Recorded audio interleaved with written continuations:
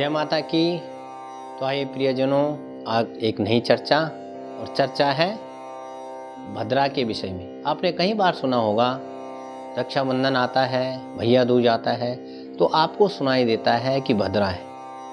आखिर यह भद्रा है क्या? आज इसके विषय में चर्चा करेंगे। तो भद्रा जो है, हम कोई भी शुभ कार्य करते हैं तो उसकी जो है शुरुआत और समापन भद्रा काल में नहीं किया जाता, क्योंकि वो अशुभ माना जाता है। भद्रा क्या है? भद्रा है हमारे पंचांग बोलते हैं, जो आप पतरा जिसे कहते हैं पंचांग, उसमें 5 अंग मुख्य हैं। तिथि बारम च नक्षत्रम योग करण में वचा। तिथि, बार, नक्षत्र, योग और करण, 5वां अंग जो है करण जो है माना गया है। और करण जो है 11 प्रकार के होते हैं। इन करणों में जो 7वां करण है उसका नाम है वृष्टि। और वृष्टि करण जब भी आता है तब जो है भद्रा का वास कहा गया है। अभी तो भद्रा जो है अशुभ फल को देने वाली है। शास्त्रों में वर्णित है, भद्रा भगवान सूर्य की पुत्री और शनिदेव की बहन का नाम है। भद्रा का जो स्वभाव था वो बड़ा उग्र था।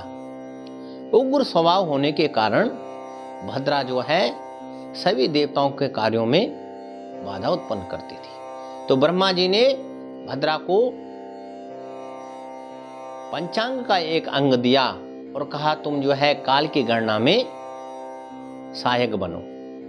तो वही भद्रा जो है, जो वृष्टिकरण कहा गया है, उसको भद्रा कहते हैं। वैसे भद्रा का सार्थक अर्थ है कल्याण करने वाली, परंतु ऐसा नहीं कि भद्रा जो है अशुभ ही फल देती है।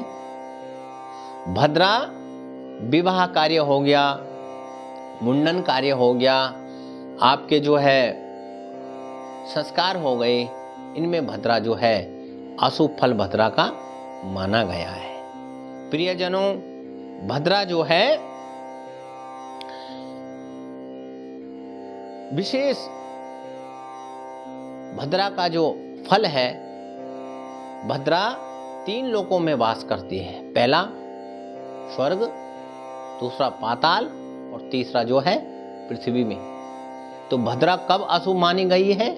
जब भद्रा जो है पृथ्वी पर उसका वास होता है। अब आप कहेंगे कि कब जो है भूलोक अर्थात पृथ्वी पर भद्रा का वास होता है? तो आपको केवल ये ध्यान देना है, जिस दिन चंद्रमा पंचांग के अनुसार कर्क, सिंह, कुंभ और मीन राशि पर होगा, उस दिन भद्रा का वास पृथ्वी पर माना गया है, जो कि सर्वथा त्याज्य है। ये तो मैं अभी आपको बताया कि जो है, जो भद्रा काल में जो कार्य हैं वो जो है निषेध माने गए हैं। अब ऐसे कौन से कार्य हैं जो भद्रा काल में प्रशस्त माने गए हैं? ऐसा नहीं कि भद्रा काल में सभी कार्य जो है अशुभ माने गए हैं। कुछ कार्य ऐसे भी हैं जो भद्रा काल में प्रशस्त माने गए हैं, और उन कार्यों को करने से आपको अवश्य में सिद्धि प्राप्ति होती है। जैसे कि अब मैं आपको बताऊंगा कि कौन से कार्य हैं जो भद्रा काल में किए जाते हैं। जैसे कि तंत्र साधना प्रशस्त माना गया है। आप चुनाव लड़ने जा रहे हैं, आपका जो है राजनीतिक चुनाव कार्य को सफल देने के लिए उसमें भी आप भद्रा काल में अपना पर्चा भरने जा सकते, नामांकन करने जा सकते। और तीसरा अदालती कार्य, कोई आपका जो है, कोई आपका अदालत का कार्य है जो रुका पड़ा, कोई केस चल रहा है, यदि आप उसको जो है भद्रा काल में उस केस का आप प्रारंभ करते हैं, तो अवश्य में वो आपको भद्रदायिनी, जिसको कहा गया है कल्याण करने वाली, उसमें आपको शुभ फल देने वाली है। अब भद्रा अपितु 7वें नंबर की भद्रा है और 4 दिन के बाद भद्रा का जो गणना काल है वो पुनरावृत्ति होती है कि महीने में आपको हर 4 दिन बाद लगभग भद्रा आ जाती है। अब आप कहोगे कि भाई ऐसे 4 दिन बाद भद्रा आएगी तो आदमी तो कोई कार्य कर ही नहीं पाएगा।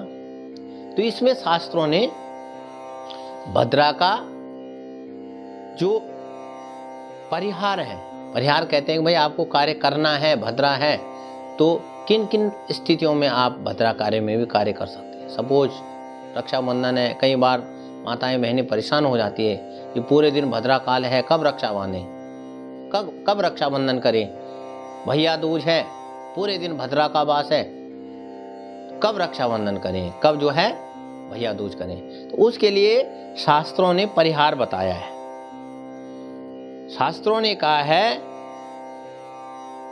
कि रात्रि दिने भद्रा यदा रात्रौ, रात्रि भद्रा यदा दिने, अर्थात दिन में भद्रा प्रारंभ हो रही हो और वो रात्रि तक जा रही हो, और रात्रि में जो भद्रा प्रारंभ हो रही हो वो दिन तक आ रही हो, स भद्रा भद्रदायिनी, वो भद्रा जो है कल्याण करने वाली बताई गई है।